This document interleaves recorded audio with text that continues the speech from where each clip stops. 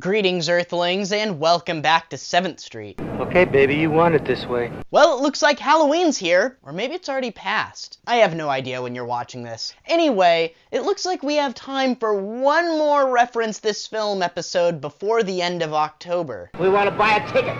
We want to buy a ticket. We want to buy a ticket. $1. So I thought I'd go for broke in today's episode and highlight a film which title alone embodies that Halloween feeling. Dracula vs. Frankenstein. Dracula vs. Frankenstein. Doesn't that sound like a no-brainer? Both Dracula and Frankenstein were brought to the big screen in 1931.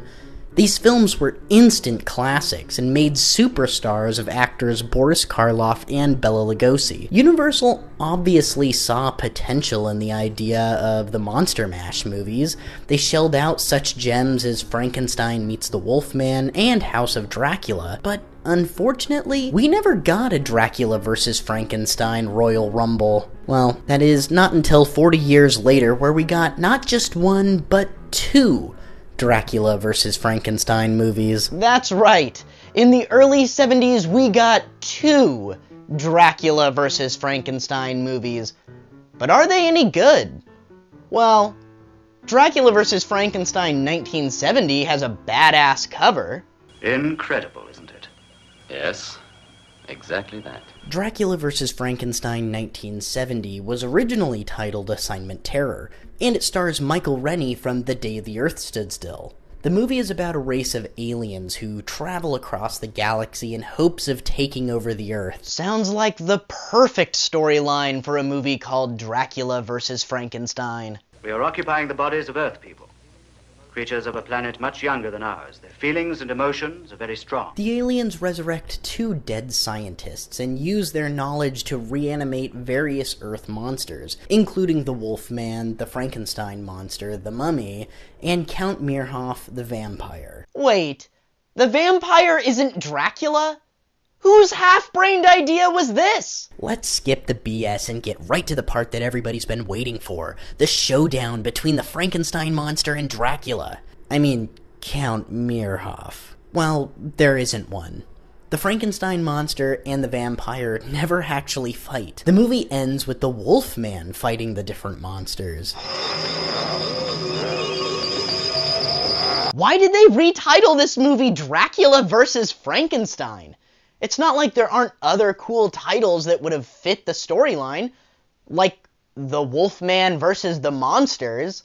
What a waste of a perfectly cool poster. The other Dracula vs. Frankenstein movie came out just 1 year later in 1971. It was directed by Al Adamson, which is a good sign, I guess. I at least recognize his name from movies like Horror of the Blood Monsters. There is no scientific answer to anything. Now what is on your mind? So I guess we can expect some Grindhouse-style bloody goodness, right?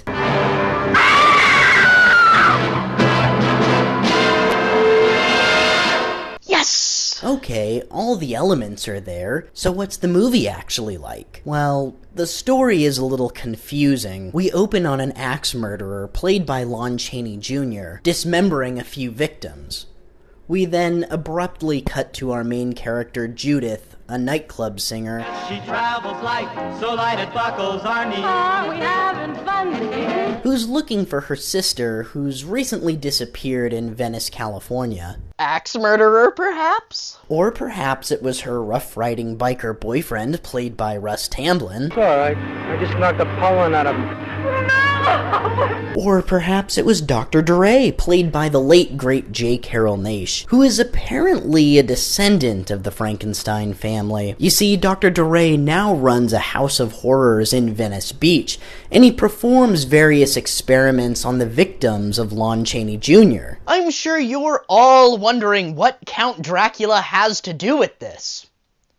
Well, it's a doozy. About 30 minutes in, Count Dracula arrives to inform Dr. DeRay that he knows the location of the original Frankenstein monster. I have in my possession the remains of the original Frankenstein monster. put to rest in Oakmore Cemetery by one of a group of scientists whose experiments with the monster were cut short by an epidemic which plagued this area many, many years ago. So, of course, Dr. DeRay, being a descendant of the Frankenstein family, brings the monster back to life. Dr. Beaumont, tonight you shall meet an old friend.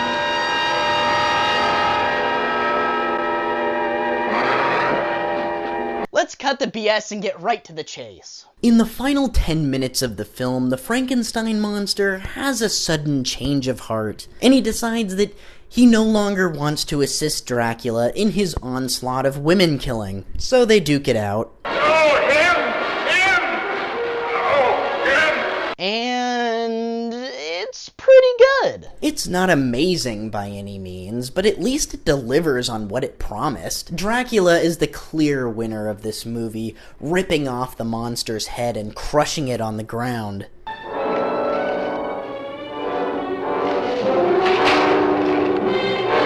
All in all, it's pretty sad that we've gone 80 years without a well-done Dracula vs. Frankenstein movie.